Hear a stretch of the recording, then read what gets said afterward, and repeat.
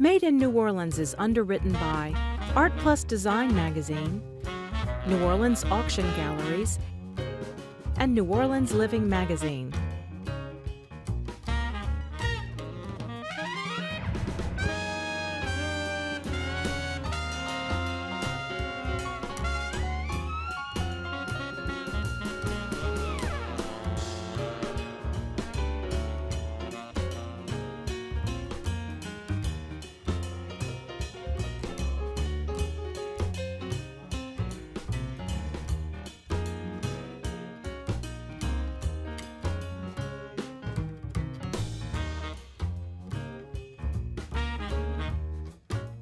Hi folks, welcome to Made in New Orleans. I'm your host Steve Martin. Today we have artist Sylvaine Sancton, and later we're going to visit with photographer Curtis Knapp. But first, let's visit with Sylvaine in her studio in Tchoupitoulas.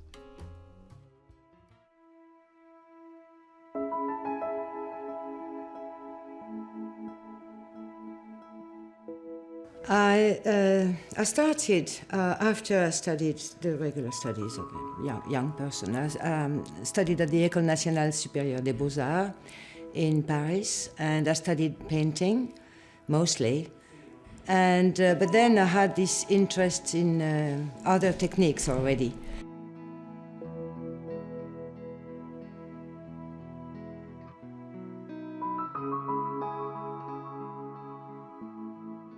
Mosaic is not sculpture, but it uses the materials of sculpture, the marble, and cutting it on hard material, and it's heavy.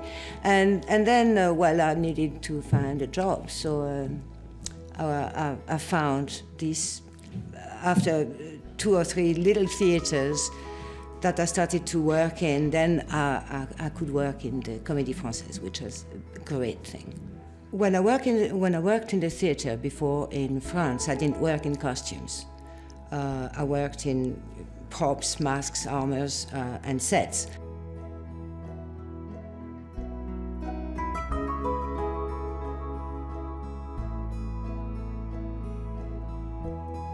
Oh yeah, New Orleans is a great place to do art. There are many top quality galleries.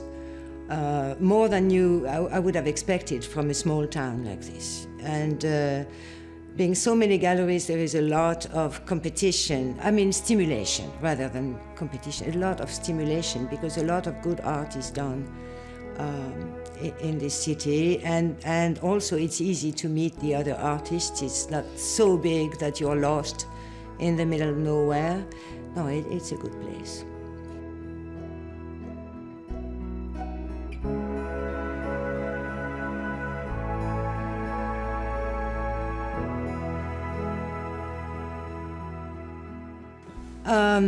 Okay, so yes, I work with all these different materials, but there is a common element in all of them, and the common element is a wave line, a wavy line. It's everything is abstract, but it doesn't go all over the place. I don't have any work that is based on the point, or even the square, the rectangle, or the triangle, which are abstract shapes. Everything is derivative of a curve. It's pretty simple for sculpture. You just take chisels and electric tools, and that's simple. You have to draw vaguely what you want on the material. Here, for example, I have all these big beams. I roughly draw where I want to go. It's rough, and then as you advance with the tools, it gets more and more clear where you go. For bronze, it's different because you work first with clay. You make your sculpture in clay, and then you make a mold on that, so you can work on it until it is poured in bronze. It's soft and you can work on it. But this is pretty simple. Now, what I do with painting is, these days, a little bit more, it's a little bit different. I start on paper these days, and completely random. I just set a size and the material, but randomly I apply a coat of, say, acrylic paint just to give some texture and support to the paper so that it's solid and durable. But after that, I like to do drippings, dripping of paint. Yeah, for these works on paper, it seems to be anything but a paintbrush. I like to use industrial paints also, and not paint in tube. And it seems to be, and it is in fact in the beginning, completely random. And then I let it dry. And the next day I come, and of course it's far from being finished and completed. And it's layers and layers, and I see as it evolves, as it comes, I see more and more intention in it, until it becomes, at the end, completely intentional. But it starts random, and by control it little by little, with time, it becomes intentional completely.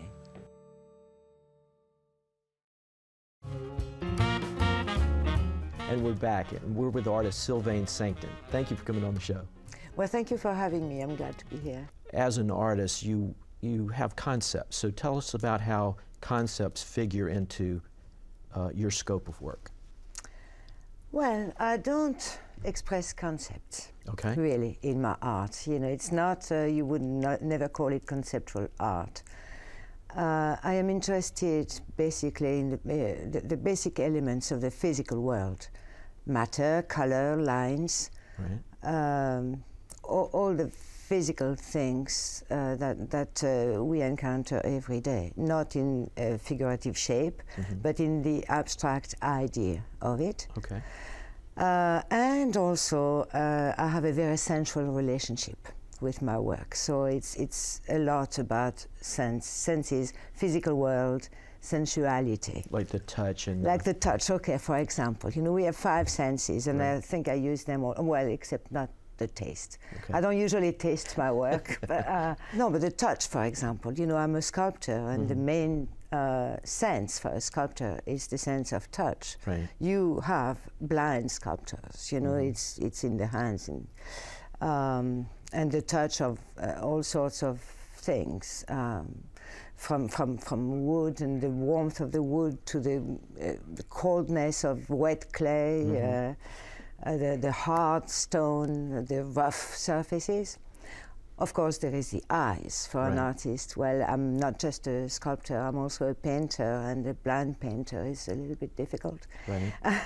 So the eyes, obviously, for obvious reasons, you know, the color of the pigments, etc. Yeah. Right. Well, you, like me, work with line a lot. I work with lines, yes. Tell me a little bit about how you pull that thread through your work. Okay, I work in very different materials. Because I'm bored repeating myself too much anyway. So, and you know, whatever technique I use for whatever material I'm dealing with, the core of it always comes back to curved lines. Okay. Sometimes there is no color. In sculpture, very often there is no color, except for the color of the material itself. Something that is always there is a curved line. In reality, in the natural world, I was talking to you about the physical world, there is no real straight line, maybe apart from the horizon, which is even curved when you're far enough. Everything is based on the curve, you know, from the atomic movements to everything, the movement of planets, everything is curved, more or less tight and sinusoidal or something, but so it's an easy transition to pull that element in. Yeah, from material to material. This is the core of it. Well, that brings up the diversity of your work. You know, you are a sculptor, but you work in wood, and you work in glass, and you work in metal, and then you're a painter. So you tell us a little bit about all the risks that you take in jumping from those different types of media. Well, yeah, that's the good word, risks. I like to You're a risk taker. Yeah, that's a good I'm a thing. risk taker, yes. Yes, and it is true, it is a risk on each one. When I start a piece, I never start with a definite image of what I want it to look like. I have a direction, of course, Right. but nothing is definite, and I experiment with You're the manipulating matter. the infinite, right? Well, that's a big word, but yeah, sure, I'll take it. Okay. Yeah, I experiment with the materials, and I love to use all sorts of tools, from power tools to hand tools, brushes, even, you know, whatever tools. And I experiment with gestures too. And some materials require a certain set of gestures. You know, you don't really paint the stone to carve it. You don't use a brush. So, Right. I mean, you need to deal with tools and gestures with the different materials. Right. But at the end, what comes out is always the same core of lines. It's you, right? Yeah, right. What would you say that it's adventurous in wood more than like on paper, or the adventure that you find in creating something? That's a good question, I think. I think the adventure is the biggest on paper. Okay. Because paper, I can experiment with everything, and I throw away a lot. Well, when you have worked on a big beam of cypress, you know, you have seen in my studio how big they are. You don't throw it away. Right. It's too much effort. It's too heavy. But even in sculpture, even though I trace in the beginning the general line of what I would like the sculpture to be, I can encounter inside surprises, maybe some, well, not in cypress because you don't have bugs in cypress, but in other kinds of wood, Right. and find a big hole inside, or rot or something, and go Work with around that. it and adjust to the material.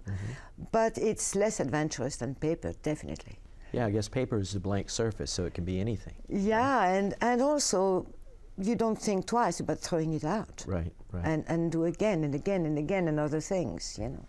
So what's your favorite tool? I mean, if you're doing all this adventurous work, is it like the big power tools or the mallet? Well, it depends and what I chisel? work with. You Right. see, already the material Dictates dictates Yeah. some tools. But you know, on the big woods, I like to work with the power tools. Okay. You know, I have one that really cuts deep into the wood, and of course it makes a lot of noise. But when I use it, you see the wood flying. It's because it really eats the wood. It's not just like surface. Right. It goes in, and you see wood flying there, and I really like that. And I like to, for example, when I work with metal, I like the sparks. Right. You know, Right. You know, I know you that. do Yeah, I that do that, very yeah. well. So this is exciting too. So, and I also like the very quiet work of working stone with the chisel. And it's very long, it's forever. You can also use power tools, but I don't really like it on stone. It's so dusty, and Right. it's really not much fun with power tools. But with the hand tools on stone, it takes forever. It's so meditative, hours and hours and hours, and it goes so slowly, so repetitive gesture, and then little by little the thing takes shape. This is also very Yeah, exciting. that's And- therapeutic in a way, right? Yeah, and on the other hand, on the paper, you maybe saw it the other time. I like that drip, the paint, and drag it. It's a lot of activity in your surfaces. It's very physical, Yeah. you know, whether on paper or on hard materials. And also there is the bronze pouring and Right. and the glass. It's all very physical. It's all, yeah, sensual and physical. Now, that really just begs the question of again, go into a little bit about how you got into art to begin with, and discovered all these different wonderful medias that you work in. Well, the beginning was pretty conventional. I went to art school. Well, it's a very competitive art school to come in, so I was very glad I was accepted, and I learned probably something academic in the beginning, even though it's now a very progressive school. It's the main national art school in France. Apart from what you had to learn for your degree and required learnings in painting, I was in painting specialty. There were other studios with masters of other techniques, and I got very interested in the mosaic, Right. you know, ancient style, old style, Right. with marble. So you choose the marble according to the color and cut it, and it's very tiny little pieces. And then after you can elaborate on that and make your own creation with bigger pieces. But all that was already encountering a new material, which is the stone. Mm-hmm. And well, after I finished the art studies, I needed to work, and I found work in the theater. Mm-hmm. To work on the sets and the props and building sculptures for, and also painting on the sets. But it was mostly in sculpture, in 3 dimensions. Right. So I passed from the 1 dimension of painting to the 1.5 of mosaic, Right. to the 3 dimensions of sculpture for the theater. And well, I worked in that for many years, and then I was thrown into all these worlds together, Right. 3 dimensions and 2, and I continue. And I'm sure that there's a direct relation to that part of your life and what your style is now. How does that relate? Well, style, it means the general look of the work, right?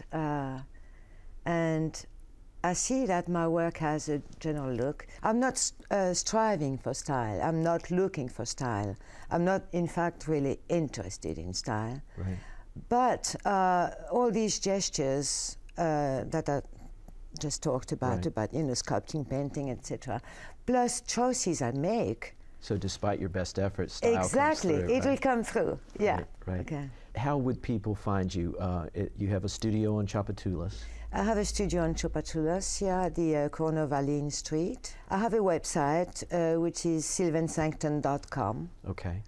Well, thank you so much for being here today. It was informative and it was a pleasure. Thank you for having me. You're welcome. Thank you. We're going to take a break and we'll be right back with more Made in New Orleans. Hi, we're Ola High, and you're watching WLAE TV.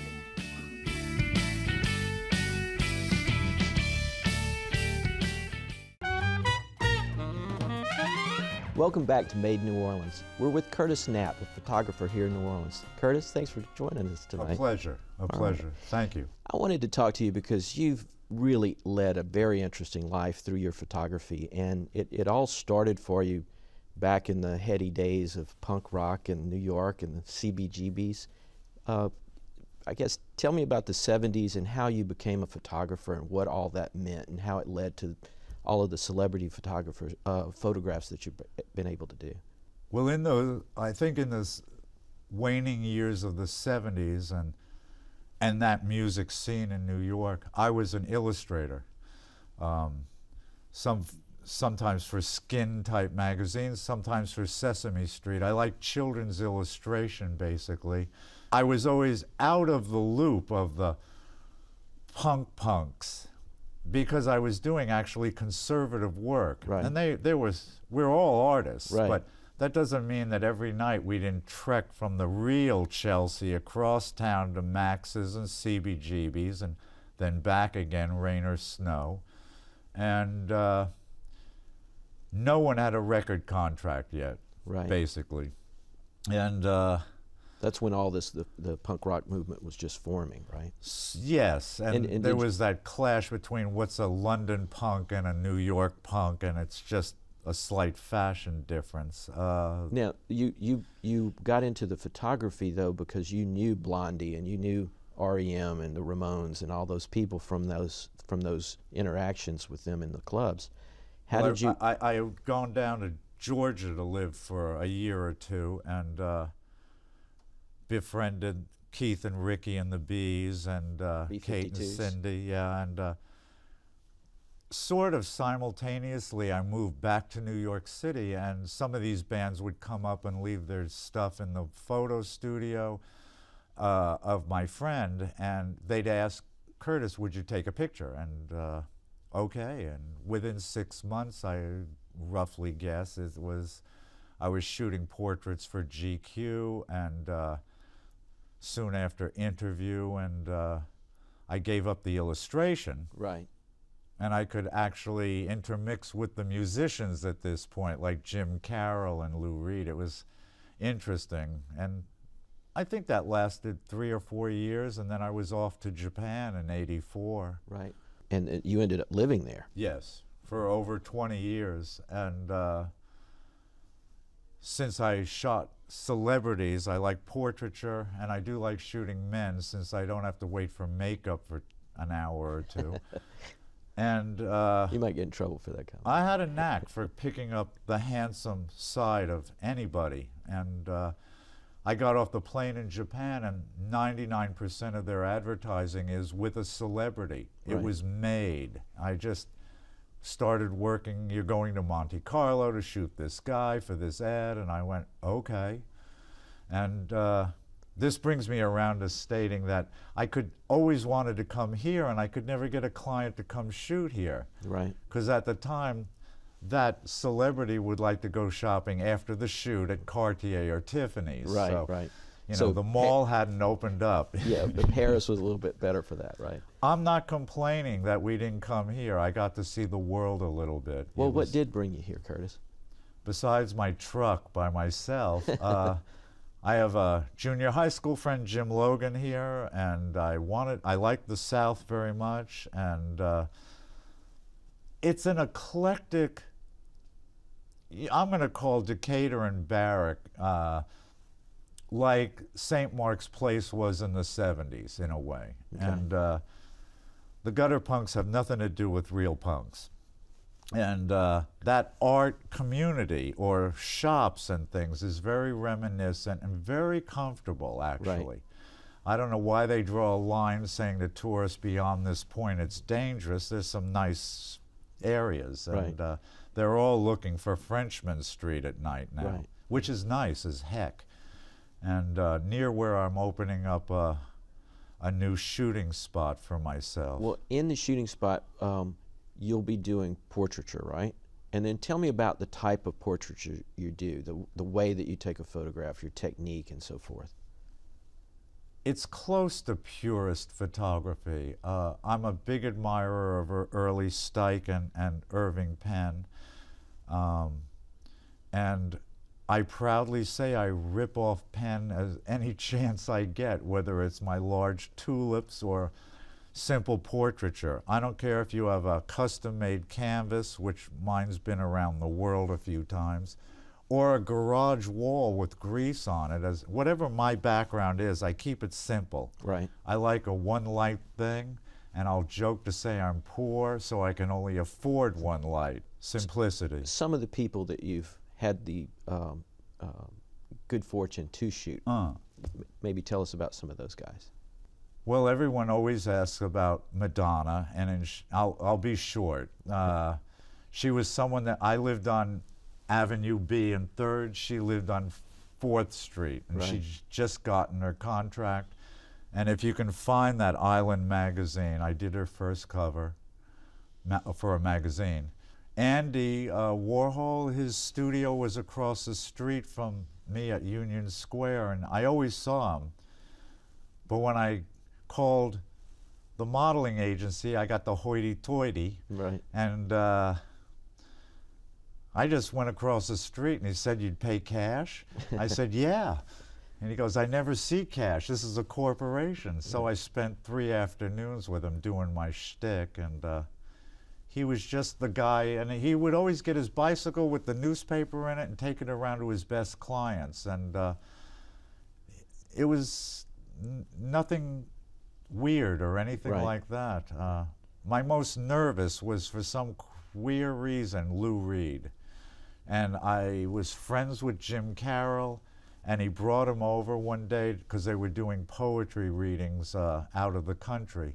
And Jim's wife loved my pictures of Jim, and for some reason I was overly nervous with this guy, Right. you know, and all we were talking about was the movie we were going to go watch after we finished taking a picture that day. The most interesting person of those celebrities, who would you say that would be? The one that you thought had maybe the most character, the most There's fun to something shoot? about a bunch of people that I like, whether it's I put out an iTunes thing last year, and Steve Buscemi wrote my blurb and introduction, and I like Steve. He's just a nice guy. I say acquaintance, you know, Right. I have the home phone number, but I'm not friends with many of these people. I keep, You just worked with him.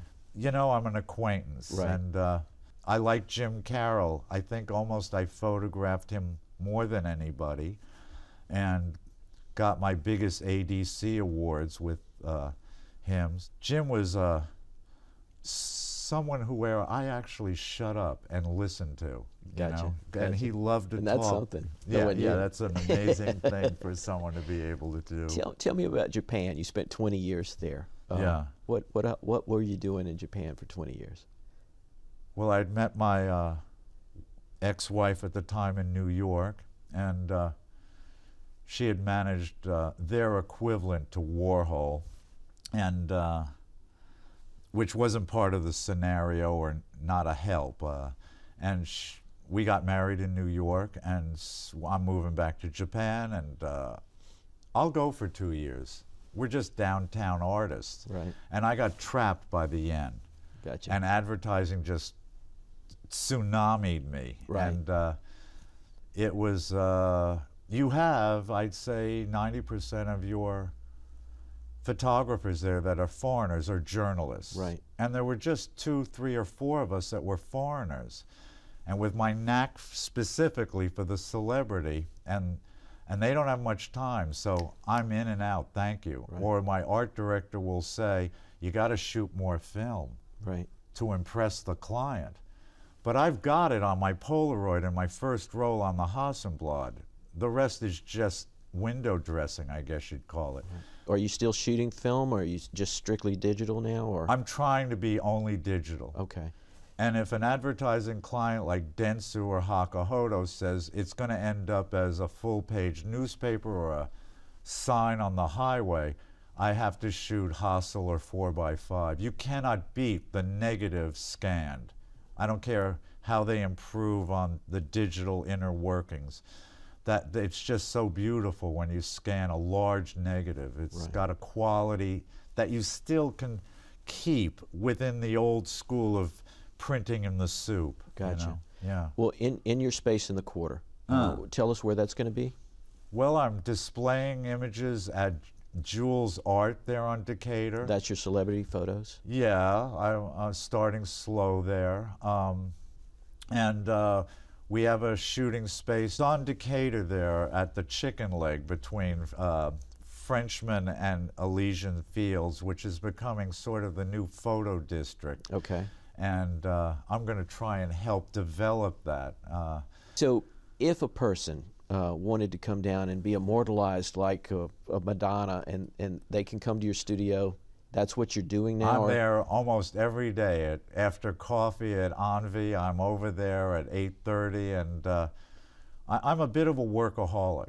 And I'm shooting a lot of my poor acting friends that don't have a nickel, you know, so they can get work, and you know, up to I can't say on TV, but some important people, and Right. sometimes it's privately. So well, how would I'm someone? known for this candor, even though I talk a lot. You hear a lot of things in the studio as they're nervous, Right. and you learn what is. If you talk too much about someone's intimacies that they're talking about, no one will ever trust you again. Well, you're kind of like the barber, you know. You're going to be in their personal space, so and this show, yeah, like yeah. So, how can people find you? I mean, do they need to just walk by, or is there a website, or? Okay. If you Google Curtis Knapp, you will end up seeing a lot of stuff there for me. Licensing images is Rock Paper Photo in New York City.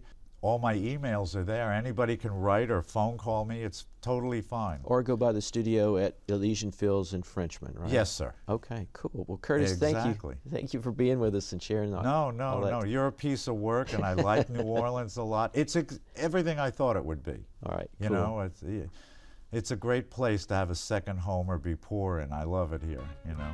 Thanks, Curtis. We'll be right back after this quick break. You're watching WLAE, New Orleans Public Television. Find us on Facebook and follow us on Twitter.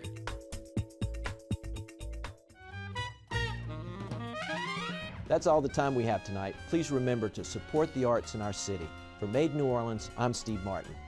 Made in New Orleans is underwritten by Art Plus Design Magazine, New Orleans Auction Galleries, and New Orleans Living Magazine.